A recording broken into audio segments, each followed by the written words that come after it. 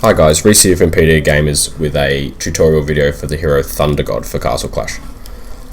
Thunder God was an astounding hero when the game first started. He was one of the best heroes for dealing damage in early HBM, and he was just an all-round house. In the last couple of years, as the heroes have become more powerful due to the power creep of IGG, Thunder God has fallen by the wayside quite a bit, and is no longer a tier 1 hero for most game modes.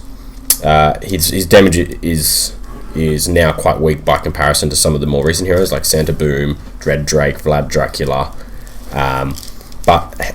However, he's still a viable HBM hero, and more importantly, he's kind of got a bit of a niche himself. He's the only hero that can stun more than 3 targets of your opposition that doesn't have a cooldown on his skill, which makes him kind of unique. It makes him very useful in formats like Lost Realm and Lost Battlefield, where he might get to stun for 1.5 seconds, and then not much longer than 1.5 seconds later proc again and essentially stun lock the opposition. As far as talents that are good for Thunder God, Revitalize 5 is one of the best ones.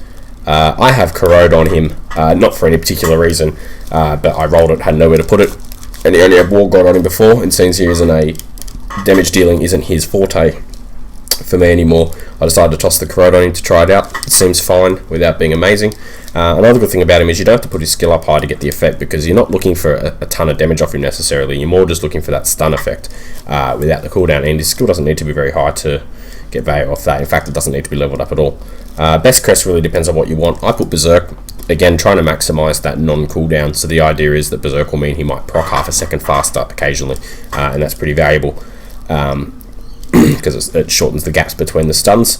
And the best weapon for him really depends on game mode. I just keep the Axis Strife on him because he does proc a lot, so I figure getting the Critical Strike is pretty good value. He's attacking a lot, he's proccing a lot, but you could probably put whatever you wanted on him really.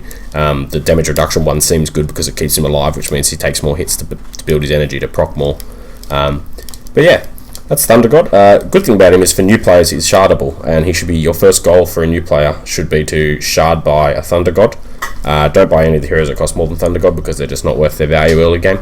But shard buy a Thunder God, you'll get a Druid for free at some point, and hopefully roll a PD off a hero card, and then you're set to get into the game. Thanks for listening. Please subscribe to the channel for more Castle Clash videos, and check out our website at www.pdgamers.com. Thanks.